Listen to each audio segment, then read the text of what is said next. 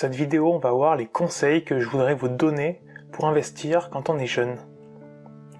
Alors, quand on est jeune, qu'est-ce que ça veut dire? Ça veut dire deux choses. Tout d'abord, on n'a pas forcément beaucoup d'argent disponible. Une deuxième chose, c'est qu'on a un horizon de temps très grand devant nous. Forcément, si vous avez 18, peut-être même moins, vous pouvez placer votre argent en vous disant dans 60, dans 70 ans, on verra où on en sera. Vous avez beaucoup de temps devant vous. Alors le conseil numéro 1, qui est primordial, ça va être d'ouvrir un compte en banque. Alors dans la majorité des agences, que ce soit en physique ou en ligne, on va pouvoir le faire à partir de 12 ans. Pourquoi ouvrir un compte en banque? Parce que simplement ça va vous permettre de déposer votre argent, et ensuite, à partir de ce compte en banque, vous pourrez l'envoyer vers vos différents livrets, vos options que vous avez dans la banque. Alors on a deux solutions pour ouvrir un compte en banque. Ça peut être dans une agence physique. L'agence physique, c'est celle que vous voyez dans la rue, comme la Banque Populaire, la Société Générale, etc.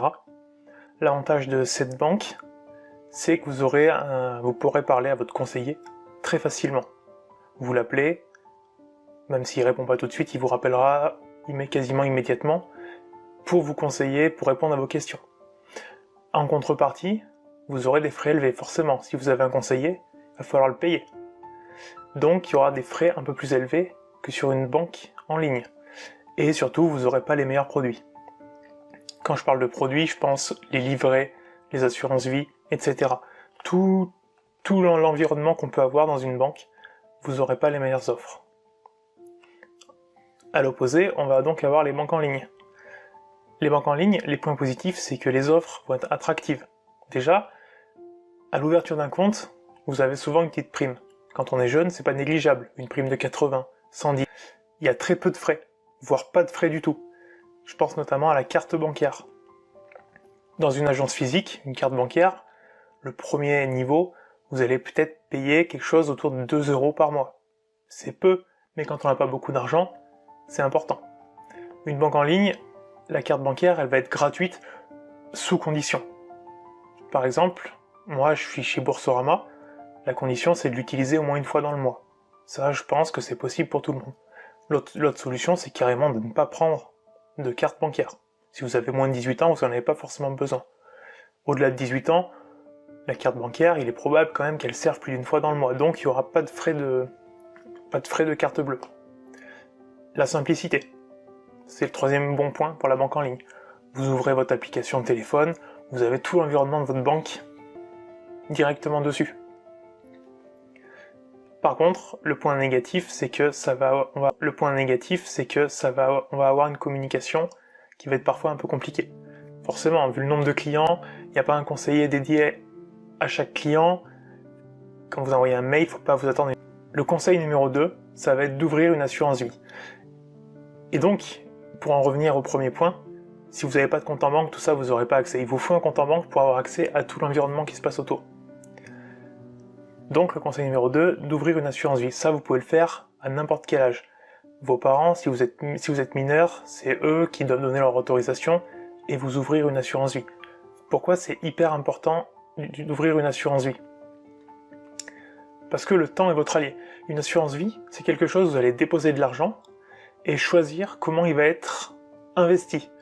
Soit il va être investi 100% en fonds euros, c'est-à-dire un fonds qui va être totalement sûr. Ça va vous rapporter, suivant les banques, les offres, entre 1, 1,5, ça ira guère au plus, ça ira guère plus haut, mais 1,5%, c'est pas mal. Regardez ce qui se passe au niveau du temps. Si votre assurance vie a moins de 8 ans, on parle de la date d'ouverture, la date anniversaire, si elle a moins de 8 ans, et que vous faites un retrait, toutes les plus-values que vous aurez fait sur l'assurance vie, par exemple vous avez mis 6 000 €, au bout de 4 ans il y en a 7 000, et bien les 1 000 € de plus-value, ils vont être imposés à l'impôt du revenu tout d'abord, donc ça va être 12,8%, et aux prélèvements sociaux, 17,2%. Donc au final, sur vos 1 000 € de bénéfices, on va vous en prendre 30%. Si votre assurance vie a plus de 8 ans, l'impôt sur le revenu disparaît. Donc les prélèvements sociaux, ça reste indispensable, il y en a tout le temps. En revanche, c'est important d'ouvrir votre assurance vie le plus vite possible afin de le plus rapidement faire disparaître l'impôt sur le revenu. Un second point, vous savez, on a dit en introduction, quand on est jeune, on n'a pas forcément beaucoup d'argent. C'est pas grave, ça n'empêche pas de mettre des petites sommes régulièrement. Si vous avez 18 ans, et que vous mettez par exemple 50 € tous les 2 mois, je pense que soit votre famille vous donne un peu d'argent, soit vous avez un petit boulot, vous donnez des cours particuliers, je sais trop. 50 € tous les 2 mois, c'est largement faisable. Si on fait le calcul, dans 10 ans, ça vous fait 3000 €. Et pourtant, vous vous êtes pas saigné quand même. 50 € tous les 2 mois, ça va. Donc c'est très important de se tenir à cette rigueur. Tous les 2 mois, par exemple, on va mettre 50 €. Un troisième point qui est souvent mal compris, l'argent n'est pas bloqué. Il y a beaucoup de gens qui vont vous dire, si l'assurance vie elle a moins de 8 ans, votre argent il est bloqué. Pas du tout, on l'a vu en introduction, c'est simplement pour l'imposition, l'âge. Votre argent, vous pouvez le retirer à n'importe quel moment. Alors ça va prendre peut-être un temps dans une agence en ligne, mais en 1 semaine ou 2 semaines, votre argent, il est retiré. Donc vous pouvez faire un retrait partiel, c'est-à-dire retirer une petite partie de votre argent, ou un retrait total. Et donc, je vous en parlais tout à l'heure, l'assurance vie, vous pouvez soit placer votre argent totalement sûr, donc sur un fonds euro, c'est-à-dire un contrat euro, vous n'aurez aucun risque, mais bien sûr le rendement il va être assez faible, vous aurez 1%, 1,5%, c'est pas exceptionnel, mais c'est pas mal, on verra par la suite. Et vous aurez de l'autre côté la gestion pilotée.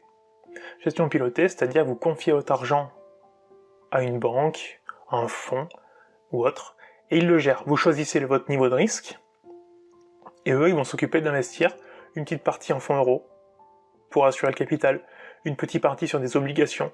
Donc les obligations, c'est un produit boursier assez sécuritaire. Et une autre partie sur les actions. Et une autre partie sur les actions.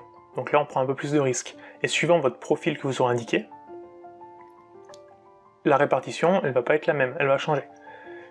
Moi, je prends l'exemple de Boursorama, là où j'ai mon assurance vie. En profil, vous avez différents profils. Vous avez le profil défensif, je me rappelle plus le nom du milieu, et le profil offensif. Par exemple, dans le défensif, vous aurez beaucoup plus d'argent qui sera réparti sur les fonds euros et sur des obligations. Le profil offensif, vous comprenez vite que la majorité de votre argent va être réparti sur des actions. Quand on est jeune comme ça, qu'on n'a pas forcément beaucoup d'argent, ni envie de prendre le risque pas de le perdre, mais d'en perdre une petite partie, je vous conseille de rester sur un contrat euro. Commencez par monter votre épargne, sans prendre de risque, et après on verra ce qui se passe. Le troisième conseil, ouvrez un PEA. Ça, c'est hyper important. Alors ça, vous pouvez le faire qu'à partir de 18 ans, et vous pouvez en posséder un seul. Donc c'est un par personne. À la différence de l'assurance vie, vous pouvez en avoir une infinité. Pourquoi ouvrir un PEA? Alors déjà, un PEA, qu'est-ce que c'est?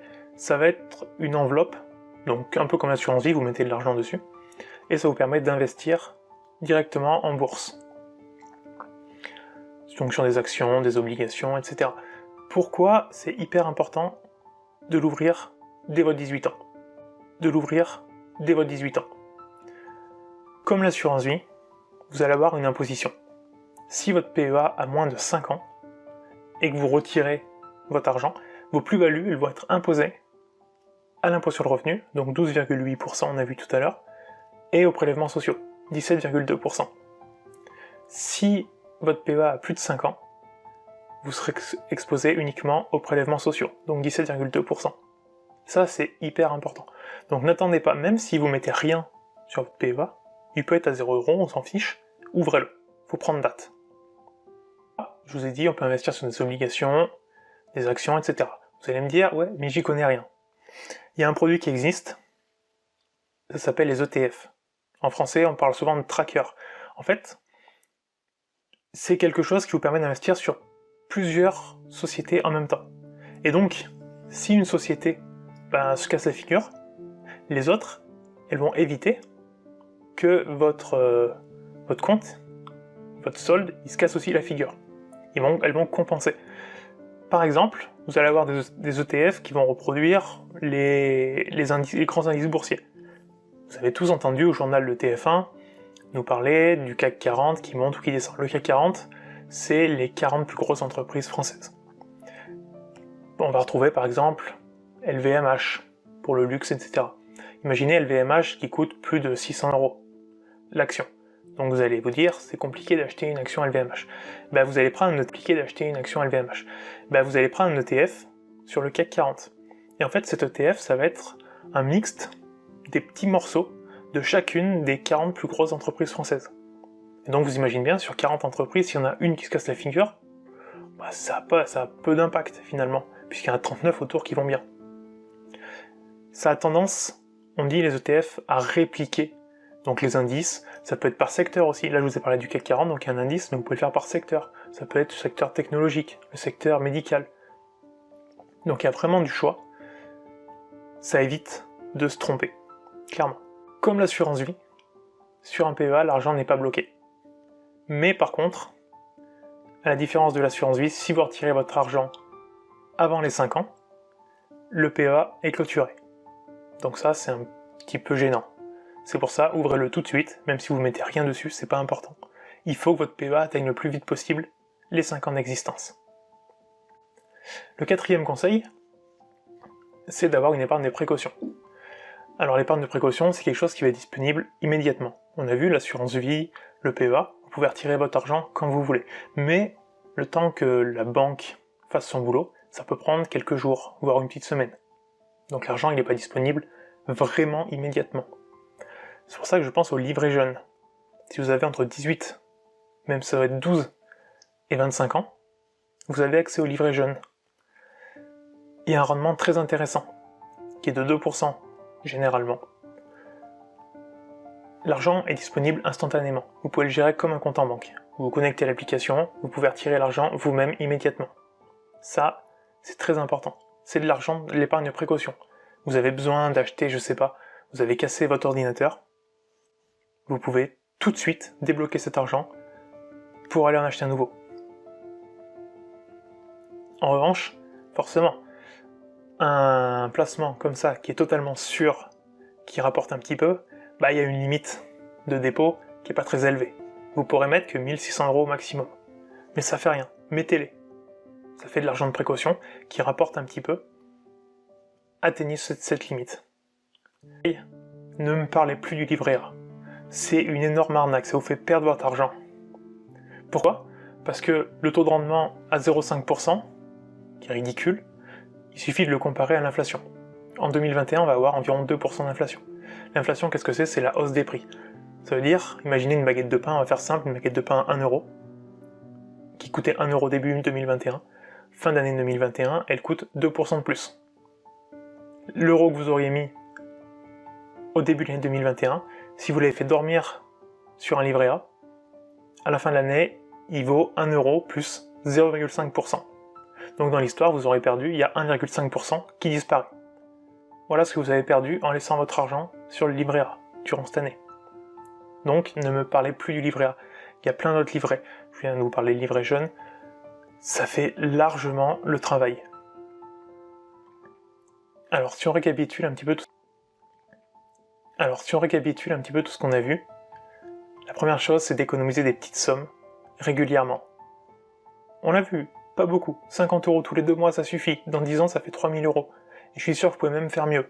Mais ça suffit largement. Ce qu'il faut, c'est petites sommes et régulières. La deuxième chose, ça va être d'oublier les agences physiques. Je vous en ai parlé tout à l'heure, les agences physiques sont bourrées de frais. Forcément, il y a des conseillers, il y a des gens qui y travaillent, il faut les payer. Oubliez-les. La troisième chose, c'est d'ouvrir un compte en banque le plus vite possible. Ça vous donne accès à tous les produits dont on a parlé. Le livret jeune, l'assurance vie, le PEA, et plein d'autres que je vous laisserai découvrir. Ouvrez un PEA, on l'a vu tout à l'heure. Au-delà de 5 ans, c'est hyper intéressant. Même si vous comptez pas investir tout de suite en bourse, ouvrez-le. L'idée, c'est qu'il ait plus de 5 ans. La cinquième idée, c'est d'ouvrir une assurance vie. Là encore, c'est afin d'atteindre le plus vite possible les 8 ans. Et surtout, l'assurance vie, vous pouvez l'ouvrir à n'importe quel moment de votre vie. Il faut simplement l'accord de vos parents. Et la dernière chose, qui est là aussi très important, il peut vous arriver des problèmes dans la vie. Je vous ai parlé de l'ordinateur qui est cassé. ça peut être d'autres choses. Il vous faut une épargne de précaution. Pas forcément énorme, vous n'avez pas de gros besoins encore. Mais il vous faut de l'argent disponible immédiatement. C'est pour ça qu'on va plutôt utiliser les livrets jaunes pour faire ça. On va finir par une petite citation. L'épargne permet l'investissement, et l'investissement permet l'épargne. Si on essaye d'y regarder de plus près, vous allez mettre des petites sommes sur votre PEA, sur votre assurance vie. C'est un investissement qui va vous rapporter quelques petits intérêts. Ces intérêts, vous allez les rebalancer sur votre épargne. Donc l'épargne vous a permis d'investir, et l'investissement qui vous a rapporté vous permet d'épargner encore plus. C'est ce qu'on appelle en fait les intérêts composés. C'est-à-dire les intérêts que vous allez générer avec l'épargne de départ, vous allez les réinvestir. Et eux-mêmes, ils vont faire des petits intérêts. Qui vont faire des petits intérêts? Qui vont faire des petits intérêts? Etc. C'est pour ça que c'est très important de régulièrement mettre un petit peu d'argent afin de faire grossir tous les petits intérêts chaque mois.